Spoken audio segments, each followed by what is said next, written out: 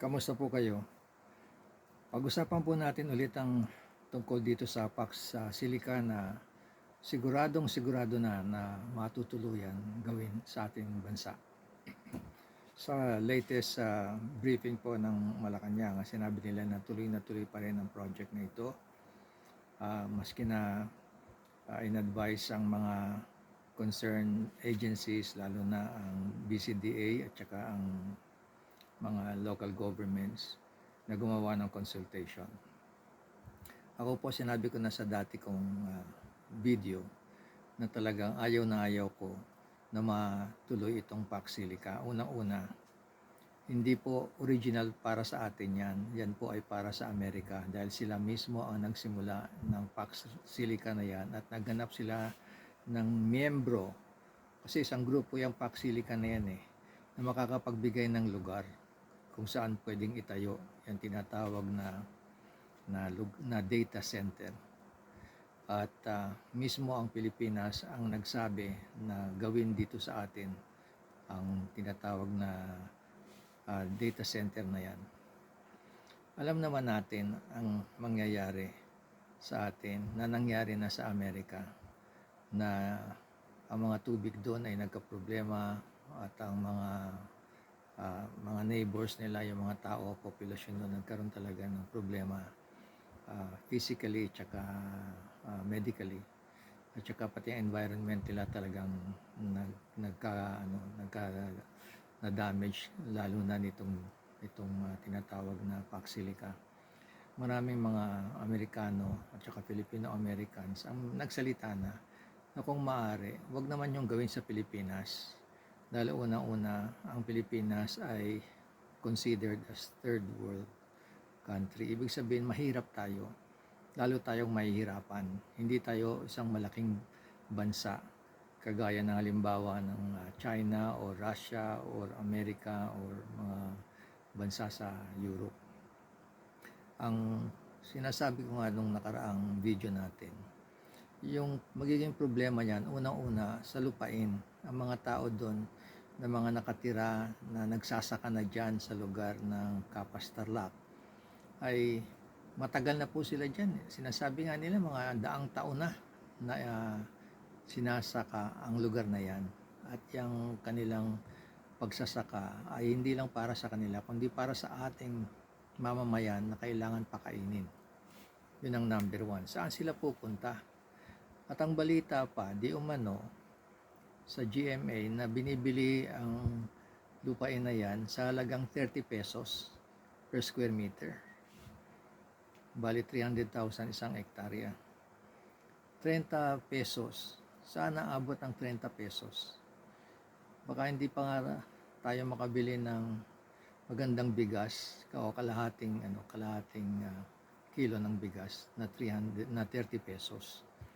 Tapos yun ang halaga na ibibigay dito sa mga nagsasaka sa mga lupain na yan.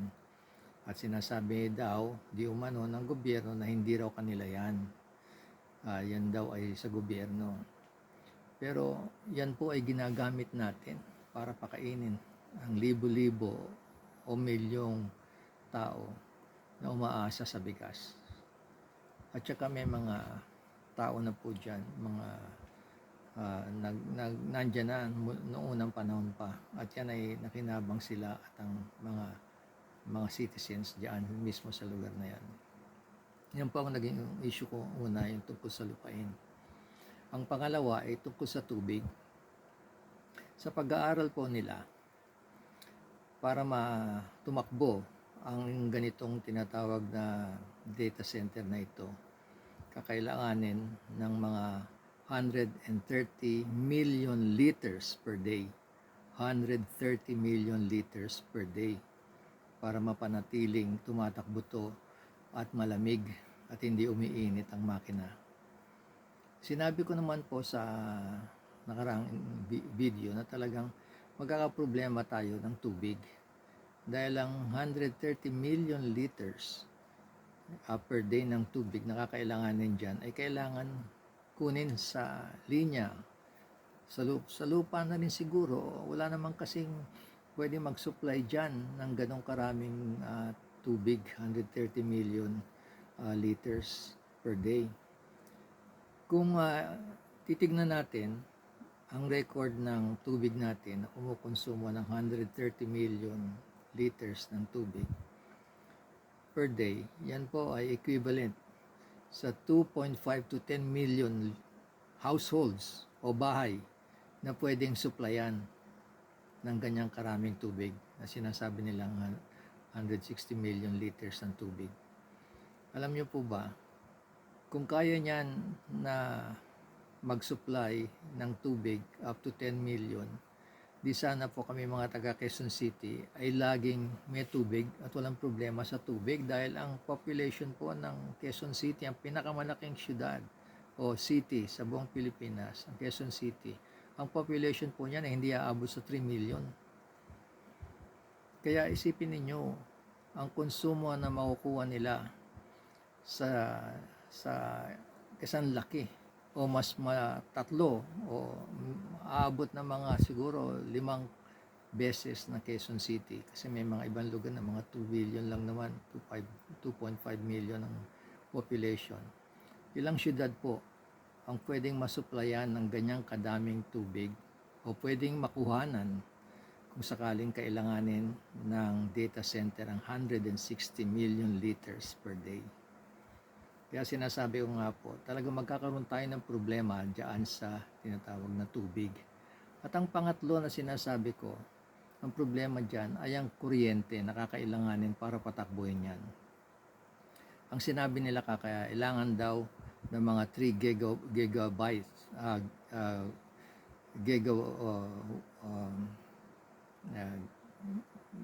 anong tawag dito, gigawatts. Okay. Nakakailangan para tumakbo ito. Yung pong 6 gigawatts na yan ay kinukonsumo po daw po yan ng mga 680 to 700,000 households. Ibig sabihin, pwedeng bigyan ng kuryente yan araw-araw sa mga 680 to 700,000 households. Kung ganyan po, alam nyo ba, ang Quezon City has about 600 households.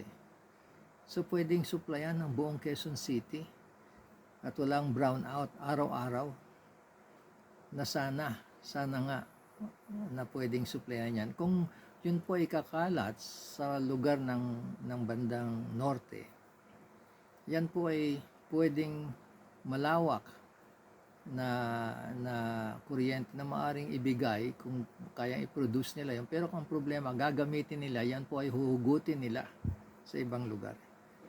Yan ganyang kalaking kuryente na pwedeng magbigay ng brownout sa ibang lugar sa bandang norte. Ganong kalaki ang pwedeng mawala ng kuryente. Sabi ko nga, buong Quezon City, pwedeng higupin ang kuryente. So yun pang sinasabi kong issues na maaaring harapin natin pag natuloy po yan Pax Silica. At sana malaman ng mga kapwa natin Pilipino ang disadvantage na yan na maaaring magbigay o magdulot sa atin. Nagbigay naman ako ng example ng China na inaaway natin. Ang kanila ay inilagay sa ilalim ng tubig sa Shanghai. 30 feet po sa ilalim ng tubig. Yun po ang ginawa nila para hindi nila magalaw ang kanilang mga lupain. At the same time, dahil nasa ilalim ng tubig, hindi na nila kakailanganin gumawa ng tubig para palamigin. At ang kuryente ay manggagaling sa isang tinatawag na solar system at saka yung tinatawag na propeller, air source of electricity. Sana po magbago ang takbo ng desisyon ng ating gobyerno. Maraming salamat po. Sana nakatulong ang aking informasyon. Let's pray for the Philippines. God bless the Philippines and God bless the Filipinos.